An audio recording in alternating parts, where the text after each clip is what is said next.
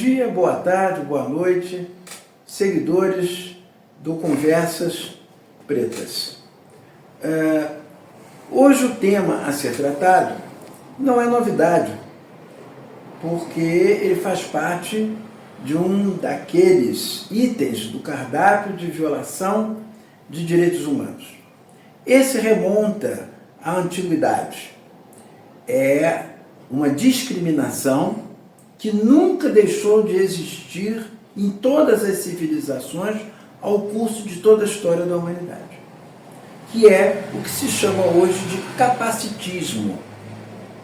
Capacitismo é um termo muito pouco conhecido da grande maioria das pessoas, mas não há quem não tenha sofrido ou quem não tenha presenciado uma cena ou uma situação de capacitismo. O que é o capacitismo? Capacitismo, ele diz respeito à discriminação em relação às pessoas portadoras de algum tipo de deficiência. Deficiência física, uma deficiência ou um problema de ordem psiquiátrica, né? E isto leva as pessoas a terem uma séria dificuldade na sua convivência, no seu relacionamento social, quando muitas das vezes, ou na grande maioria, a falta daquilo que se chama de corponormatividade. O que seria o corponormatividade? Ou seja, é o padrão estabelecido pela sociedade como o padrão da perfeição. Mas isto, a imperfeição, não inabilita a pessoa a exercer atividades profissionais, a ter convívio social, a ter convívio familiar, em absoluto. Evidentemente que existem situações onde a gravidade, às vezes, do problema psiquiátrico é de tal ordem, como, por exemplo, um autismo extremamente severo, faz com que aquela pessoa não tenha nenhuma interação social ou tenha grandes dificuldades em conseguir ter alguma atividade laborativa que seja compatível com aquela sua limitação. Como a própria palavra diz, limitação, ela é um limite, mas ela não é algo absoluto, não é algo que torna incapacitante. Então, este capacitismo, ele se dá às vezes das mais diversas formas. Por exemplo, o que se chama de capacitismo médico, ou seja, é aquela maneira como aquela pessoa é tratada como se ela fosse não um ser humano, mas como se ela fosse um ser doente, desumanizado. Ele existe em função da sua doença. Ele é visto como um doente. Quando está andando pela rua, quando está conversando com as pessoas, ele não é visto em pé de igualdade como de outras pessoas. É sempre visto, dependendo da gravidade, é visto até como algo que uma pessoa, é algo, não é uma pessoa. Na própria história da humanidade, e basta a gente ir lá para a Grécia clássica, onde a cidade-estado Esparta, que era a da guerra, enquanto Atenas era da arte, da cultura, etc. Em Esparta, aquele que nascesse portando algum tipo de deficiência que o inabilitasse a ser uma pessoa capaz de fazer parte do exército espartano, ele era sacrificado, ele era jogado do monte. Então essa era a lógica, né, vamos dizer assim, de exterminar, de eliminar. Mas isso era tão absolutamente cultural que a própria mãe que paria uma criança com esse tipo de dificuldade, ela levava essa criança para o penhasco e faria esse sacrifício, muitas das vezes até em nome de deuses, né? O capacitismo recreativo, né, ele é aquele capacitismo que reduz a pessoa a uma piada, como se aquela pessoa fosse um sujeito de de humor. Então a gente cansa de ver isso nas próprias peças humorísticas, né? Fazendo humor com o manco, fazendo humor com o cego, as piadas de ceguinho, né? As piadas de surdo. Então é sempre com aquela coisa da redução, da inferioridade, né? do ridículo. Então esse é o chamado capacitismo recreativo. Temos outras formas de capacitismo. O capacitismo institucional, que é aquele capacitismo que ele aparece nas próprias instituições de Estado. A pessoa, por exemplo, é portadora de uma deficiência física ou de um problema que sofreu na infância, de poliomielite, que não caminha direito, que tem os seus membros reduzidos, esse tipo de coisa, ele sofre uma certa discriminação no próprio atendimento nas instituições. Ao invés de, como a lei determina, ter atendimento prioritário, às vezes ele tem o tratamento discriminado. Às vezes ele é colocado por último. E a própria lei, né, que cria os instrumentos, os acessórios, né, de modo a que facilite a circulação, a acessibilidade, quando isso não é oferecido, isso é uma forma, sim, de capacitismo institucional. Ou seja, se você não consegue subir a escada para ir a um determinado andar, de um determinado departamento, ou de uma seção de uma repartição pública, o problema é seu. Ou então a pessoa passa a humilhação de ser carregada no colo, né? E tudo de uma maneira que expõe a pessoa, né? Que torna absolutamente visível para todos aquela sua limitação. Então, isto é o que nós chamamos de capacitismo institucional. Eu estou apenas citando alguns exemplos. Existem outros tipos de capacitismo institucional. Agora vamos à parte legislativa, sempre a começar pela parte do direito internacional dos direitos humanos.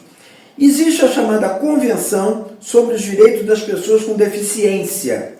Esta convenção foi ratificada pelo Brasil. Foi ratificada pelo Brasil e ela insta, ou seja, ela leva os estados a incorporarem na sua ordem jurídica interna legislação capaz de proteger as pessoas portadoras de deficiência e mecanismos de combate ao capacitismo, que é a discriminação em relação às pessoas portadoras de deficiência. A lei número 10.098 do ano de 2000 é a lei sobre aquilo que eu acabava de falar, sobre a acessibilidade para as pessoas com deficiência, né? Temos também a lei 8.213/91, que trata da lei de cotas para pessoas com deficiência, né? E a lei de inclusão da pessoa com deficiência, que é a lei 13.146 de 2015, que é o Estatuto da Pessoa portadora de deficiência.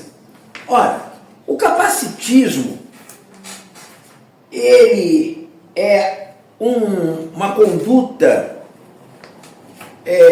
sujeita a responder penalmente por ela? Sim, com certeza. Uma pessoa que é discriminada por conta da sua incapacidade física, né, limitada, ou depende lá do grau que for, aquele que faz isso, ele responde sim.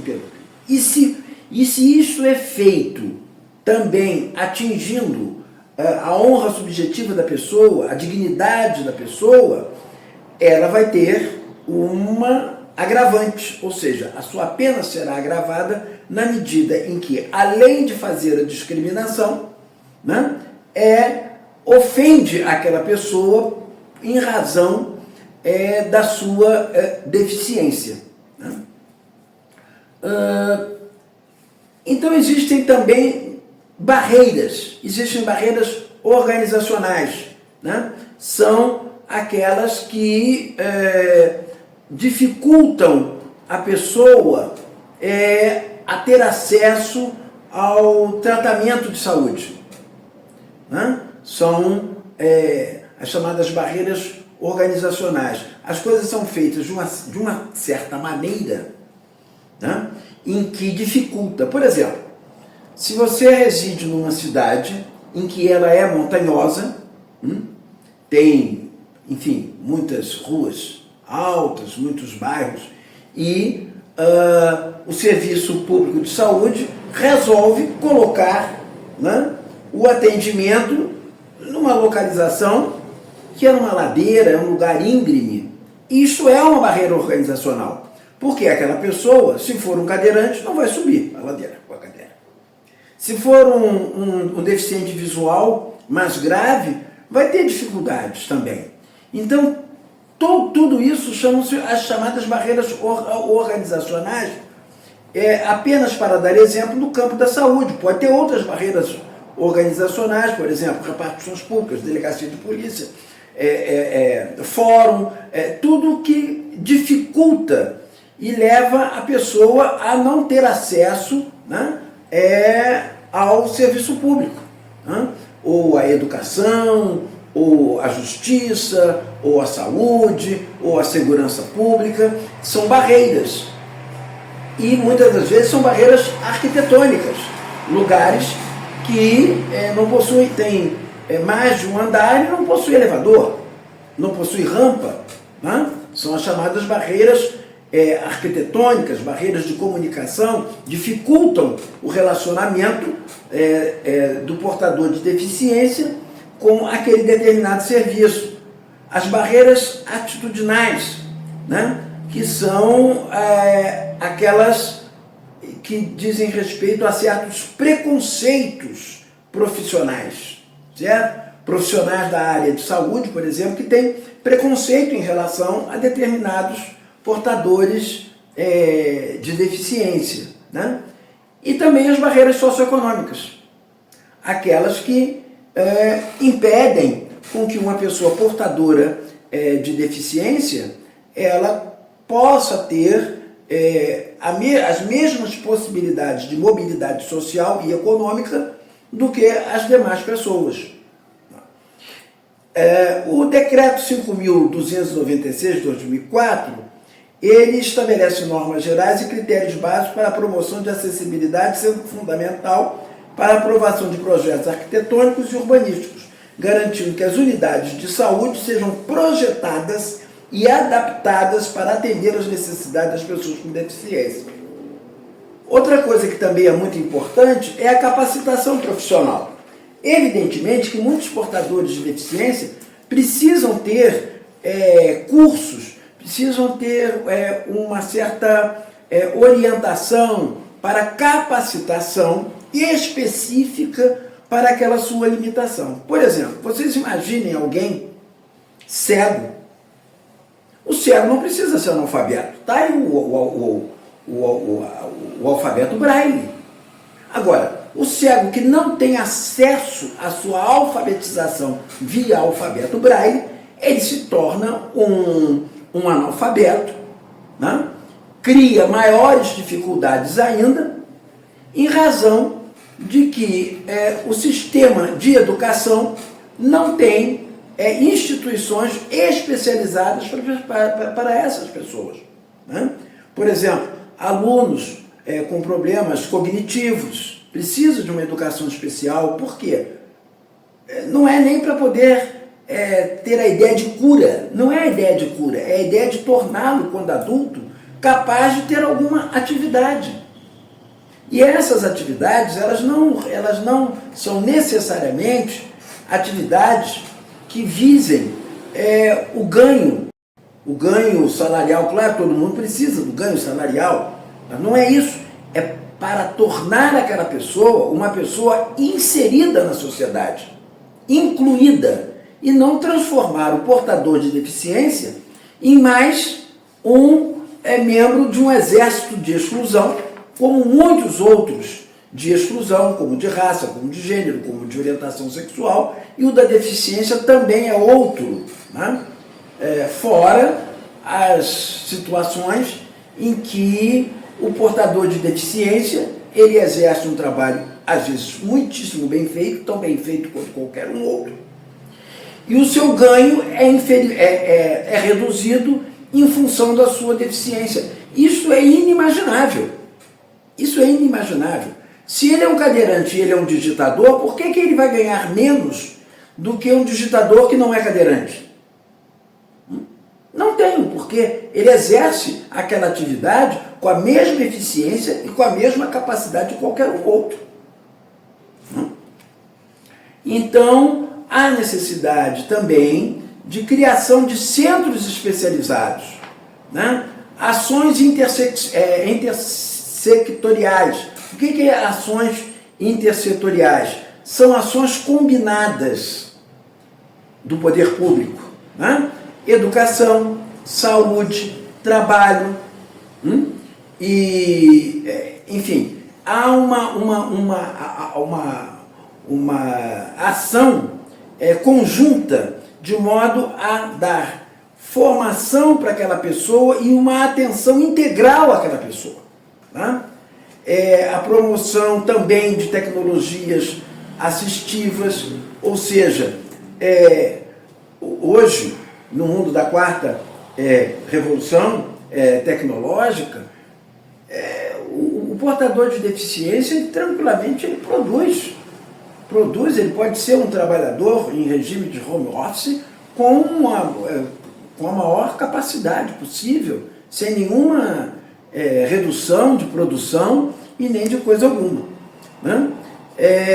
Agora, a relação entre o capacitismo e a corponormatividade.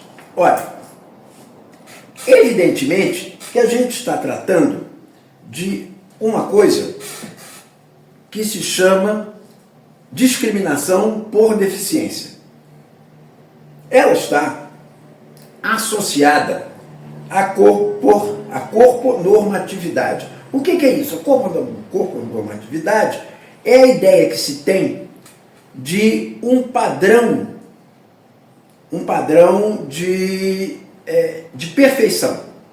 Está ligado à perfectibilidade humana. E isto vai desde aspectos teológicos, filosóficos, né, científicos, ideológicos, que criam um padrão não só de perfectibilidade, no sentido de não ser portador de deficiência, mas a perfectibilidade no sentido de padrões normativos do belo. Então, por exemplo, uma pessoa que sofreu um acidente, sofreu queimaduras no rosto, esta pessoa é absolutamente discriminada, ela é apontada, essa pessoa não consegue, às vezes, na maioria das vezes, emprego nos lugares, porque esteticamente ela está fora do padrão. Qual o problema de uma pessoa que sofreu queimaduras no rosto ser uma caixa de supermercado? A caixa de supermercado, ela é uma modelo de passarela? Não. É uma caixa de supermercado. Ela está ali para fazer o troco, ela está ali para passar as compras, mas ela não está ali para expor beleza. Então, esses padrões de perfectibilidade, esses padrões do belo, contaminam. Agora, isso tem relação com a própria história da humanidade? Claro que tem a ver com a própria história da humanidade. Se vocês forem ver os padrões de beleza greco-romanos, era da perfectibilidade. Os deuses eram fisicamente perfeitos. fisicamente perfeitos. A própria história da arte, não só da Idade Média, mas como da Renascença, todas as pessoas pertenciam aos padrões de beleza daquele período. As esculturas, as pinturas. Até a pintura, quando retratava aquela mulher mais gordinha, é porque o padrão estético daquela época não era a pessoa magra, era a pessoa mais gordinha. Então não se enganem que eles estavam ali retratando o que hoje, dentro dos padrões estéticos, é o antibelo, é o feio, é a mulher de barriguinha, é a mulher de seios muito grandes. Naquela época de Rubens, pintor renascentista, aquele era o padrão da beleza. Eu não estou falando de Botero. Botero já é outra história, é o mexicano que pinta as mulheres gordinhas, os gordinhos. Mas ele não está fazendo aquilo ali de uma maneira a retratar o feio, a retratar aquilo que está fora do paradigma, que está fora do padrão, mas ele está mostrando que o estar fora do padrão também é belo. Então, essa padronização, ela é, de uma certa maneira, um aspecto autoritário, um aspecto seletivo que se dá às pessoas. Então, o que mais importa nisto tudo é que os movimentos, neste sentido, eles são, hoje, bastante ativos, mas não são suficientemente visíveis. Não são ainda suficientemente visíveis. O Ministério dos Direitos Humanos existe o Disque 100. Aquele que é vítima de um capacitismo, ele pode ligar para o Disque 100 e denunciar. Sim. Mas aí nós vamos fazer uma relação do Disque 100 de hoje, do Ministério dos Direitos Humanos, e o Disque 100 da gestão anterior. O Ministério dos Direitos Humanos foi absolutamente desmantelado. E feita até uma releitura do que seria direitos humanos. Uma leitura de um fanatismo religioso muito sério, com um governo marcadamente de extrema direita. Então, evidentemente, que não vai ter esse zelo, não vai ter esse cuidado com as pessoas portadoras de deficiência. Não. E muito menos esse tipo de denúncia. Denúncia de que as pessoas estão sendo discriminadas. Então, o que eu quero trazer para vocês é que o fascismo e o nazismo e a extrema-direita têm uma relação umbilicalmente direta com o capacitismo. Vocês imaginem que na Idade Média, por incrível que pareça, a sociedade era muito perversa com os portadores de deficiência. Aonde esses portadores de deficiência encontravam abrigo? Na Igreja Católica. Por incrível que pareça, a Igreja Católica fazia coisas horrorosas, bárbaras, mas ela tinha esse seu aspecto. Ela abrigava aquelas pessoas que eram rejeitadas pela própria sociedade. Crianças que eram rejeitadas por serem portadoras de deficiência. Mas tivemos outros períodos da história da humanidade onde essas pessoas eram sacrificadas. Tínhamos até determinadas civilizações que entendiam que o portador de deficiência, ele não era uma obra de Deus. Ele era uma obra satânica. Aquela mulher que estava gerando aquela criança, que naquela época não se sabia, não tinha ultrassonografia, não tinha exames de imagem, mas quando aquela criança nascia e apresentava algum tipo de deficiência, aquilo era atribuído a uma gestação demoníaca. Mas a gente não precisa estar lá na Idade Média e nem em determinadas culturas que entendiam que as coisas se davam desta maneira, como hoje, algumas semanas atrás, um pastor de uma igreja evangélica, pregando para uma quantidade enorme de pessoas, talvez dezenas de milhares de pessoas, que era a sua pregação, que ia via internet, dizendo que as mulheres que gestavam crianças autistas, elas estavam gestando filhos do demônio. Que aquela gestação não era uma gestação fruto de alguém que seria uma criatura de Deus.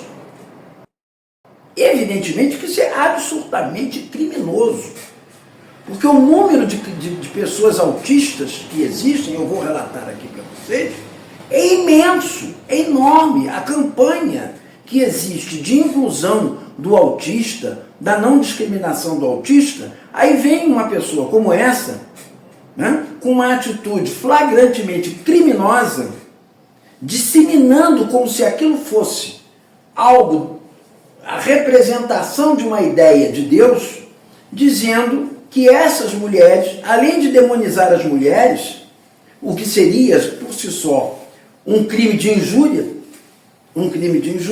ele ainda prolifera, ele ainda faz uma apologia à discriminação, uma apologia ao capacitismo. Ou seja, é uma fala que pretendia ser imunizada pela liberdade religiosa, porque de liberdade religiosa isso não tem absolutamente nada, e a liberdade religiosa, ela obedece limites sim,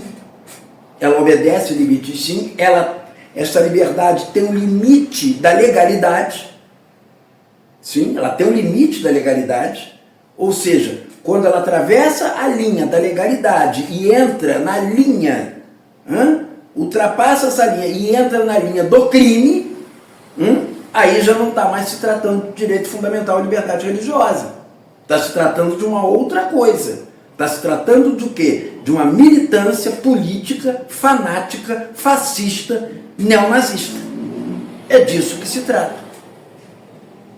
Portanto, é preciso que se tenha muito cuidado ao lidar com determinadas coisas. Nos Estados Unidos, o capacitismo chama-se ableism.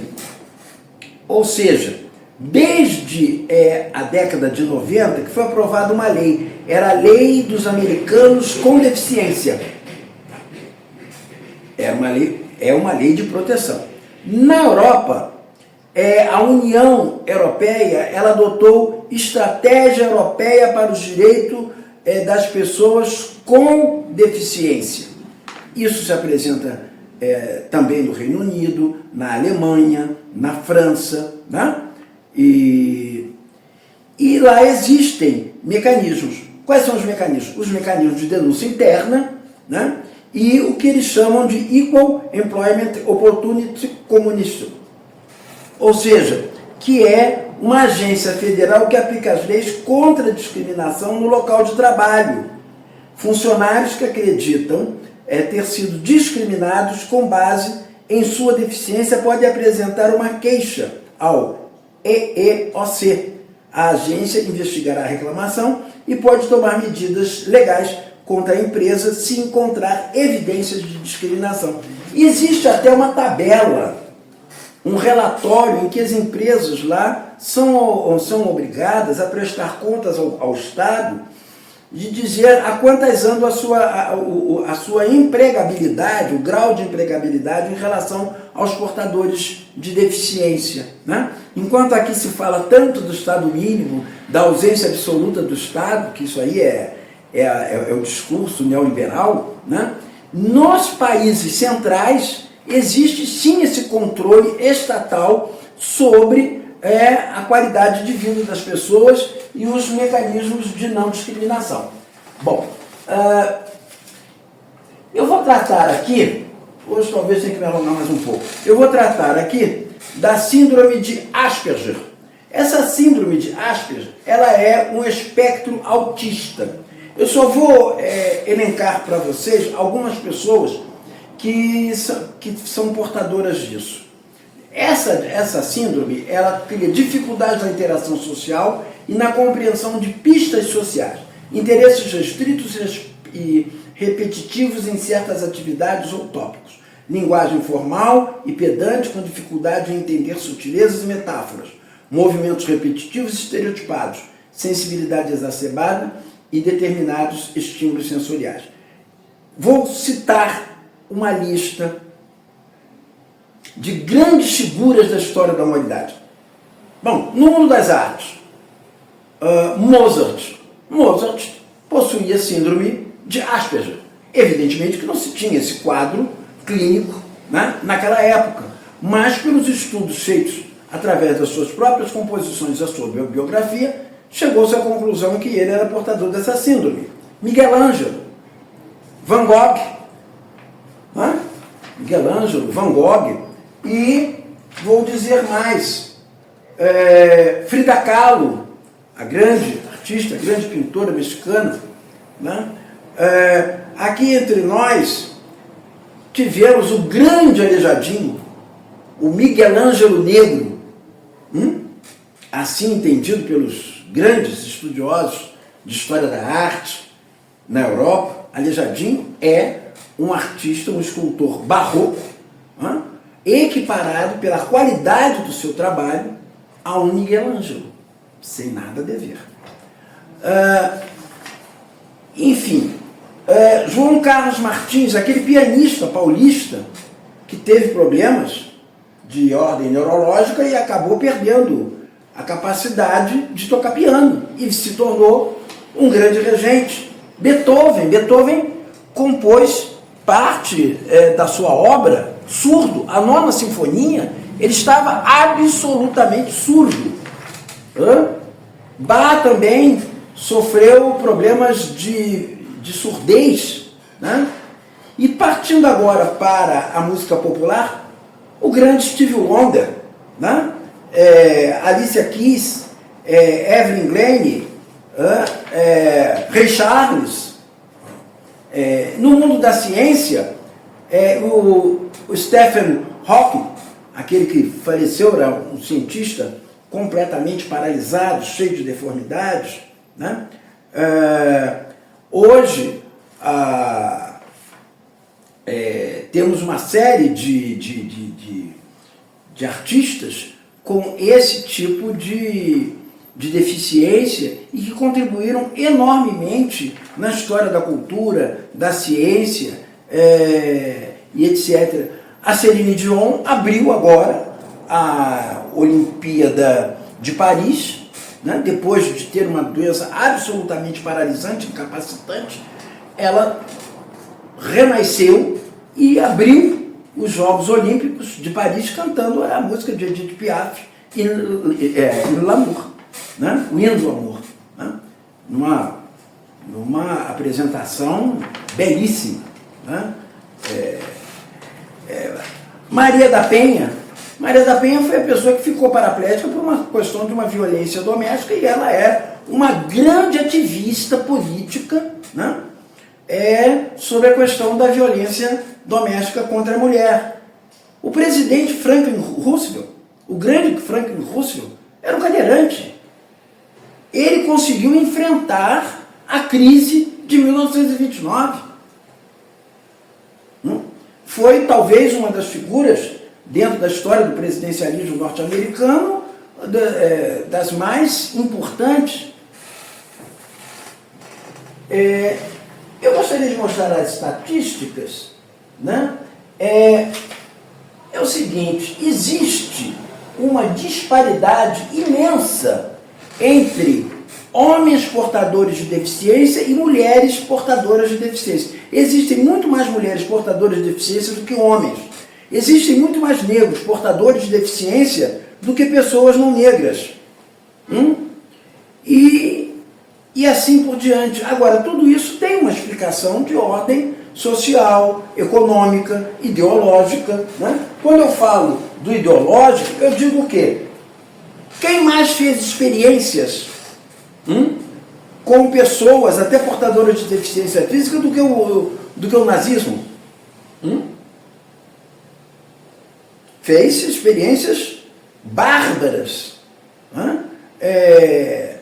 em todos os momentos em que na história da humanidade esteve presente fascismo e nazismo, ou neofascismo ou neonazismo, os portadores de deficiência foram aqueles que sofreram muito.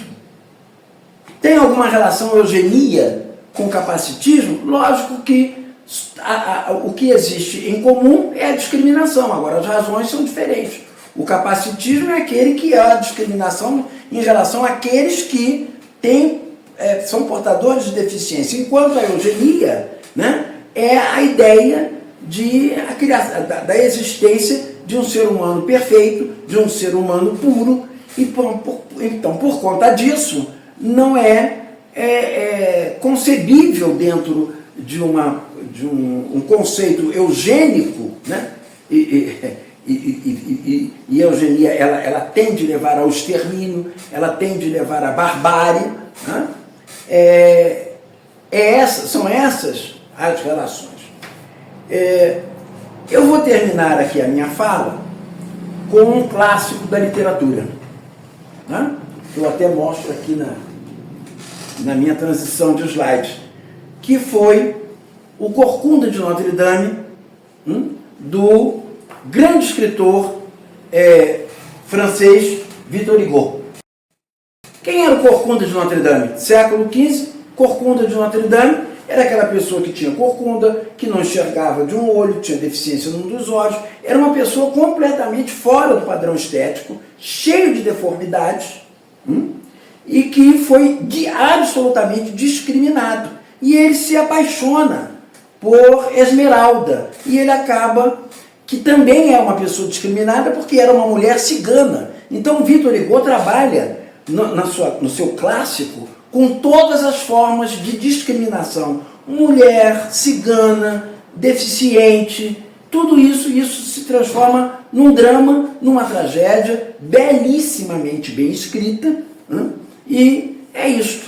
Então hoje, o século XV e o século XXI, que nos distancia tanto cronologicamente, faz com que essas aproximações de todas essas questões discriminatórias estejam presentes até os dias de hoje e que necessariamente devem ser combatidas, porque talvez essa seja a forma mais injusta, a forma menos divina de se lidar com as coisas, trabalhando com a ideia de que aquilo que não é belo, segundo o ser humano, não é de Deus. Muito obrigado.